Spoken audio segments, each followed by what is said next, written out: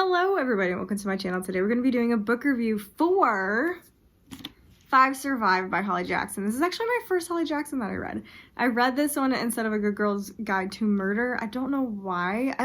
It's because I didn't want to start A Good Girl's Guide to Murder because I knew it was a trilogy and I just wanted to read a standalone, and I believe this is a standalone. I can't see there being... Well, I guess I can see there being a second book, but I wouldn't hold my breath for a second book off this one. So I ended up reading this because I was in a book slump and I just really wanted something quick, young adult, thrillery, because they're normally super entertaining, and my god, this was entertaining. It was. I think I gave it a 3.5 or a 4. I don't remember exactly what I gave it because it's like objectively not a great book, but it was highly entertaining and got me out of a pretty bad book slump. I DNF'd like 3 books before reading this.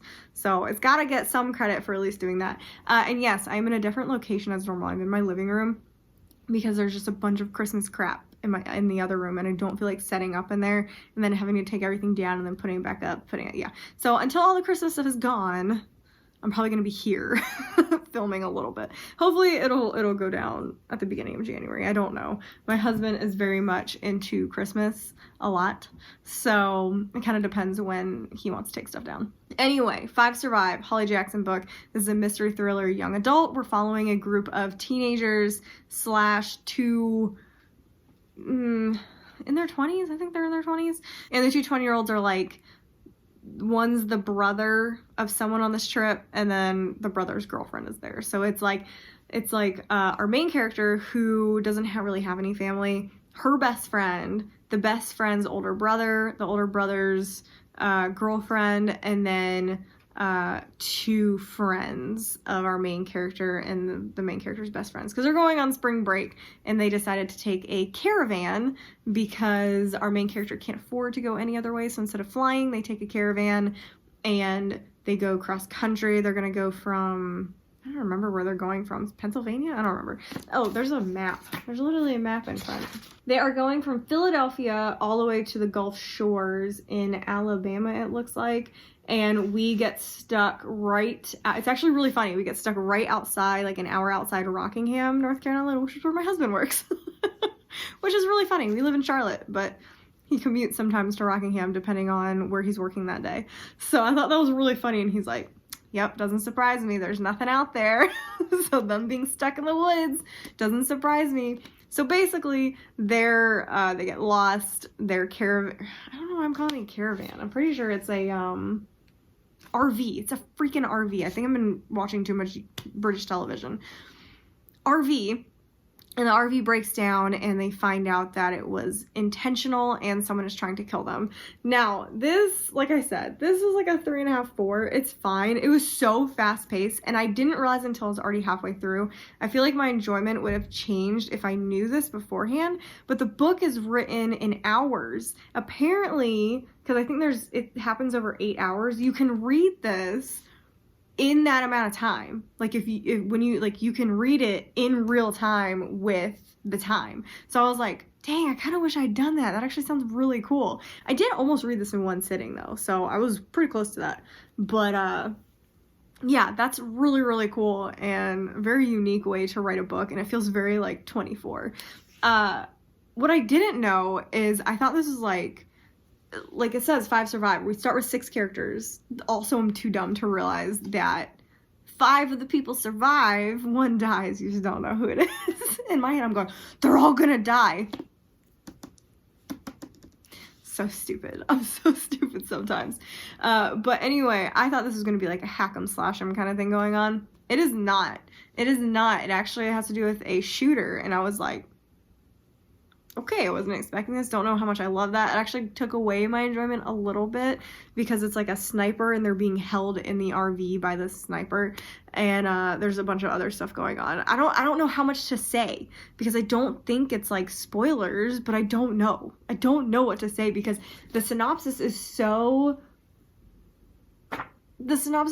like brief that I had no idea, like, going into it, anything that was going on and anything that happened. So that's why I'm like, what do I say about this? But yeah, the things that I liked, I did like the atmosphere. The atmosphere is fantastic. I liked some of the characters. We'll get to that and things I didn't like.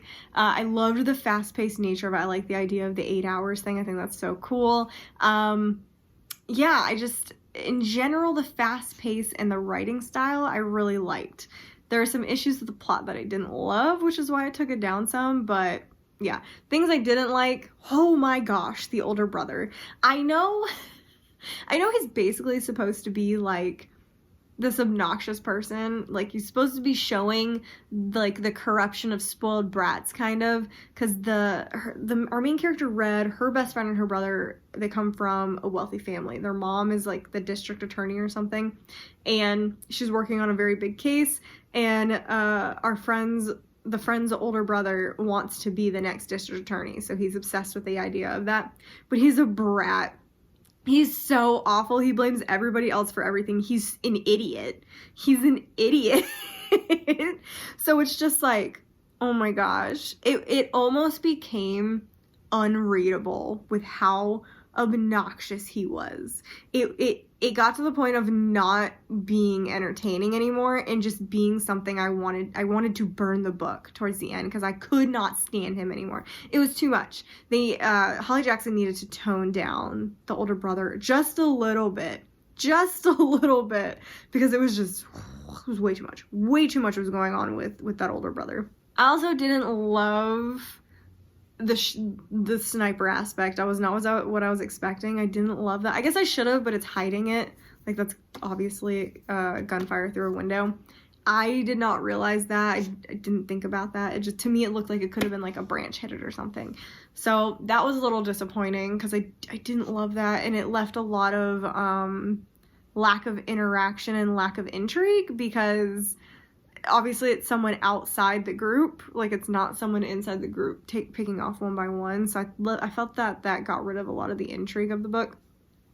And then I also didn't like the fact that there was like a mafia tie-in. I don't like books that have to do with like mafia and stuff like that. It's just not my cup of tea. So the fact that there was a little mention of mafia stuff going on in here, I didn't love that either. So it kind of got like, yeah, I think probably a 3.75. I don't remember what it was, and I'm too lazy to go look it up. But anyway, I did have a lot of fun with this though. I'm not going to talk about spoilers because they're pretty obvious when you read this, and I feel like a lot of people want to read this. So this is just kind of my general thoughts about it. I had a fun time. It was fine. It was fine. It was fine. I had a great time reading it, and it got me out of a reading slump, so I could never hate this book. And I will look at it fondly, and I'm very, very excited to pick up A Good Girl's Guide to Murder next. So, yay. Anyway, make sure you subscribe for more book reviews. I have a couple more coming out, and I think I'm done with end of the year content. I think my last stuff has already come out, but I have a couple of things coming out in January that you definitely are not going to want to miss, as well as a ton of book reviews because there's so many things coming out in January. So anyway, have a great rest of your day, and I will see you guys in the next video.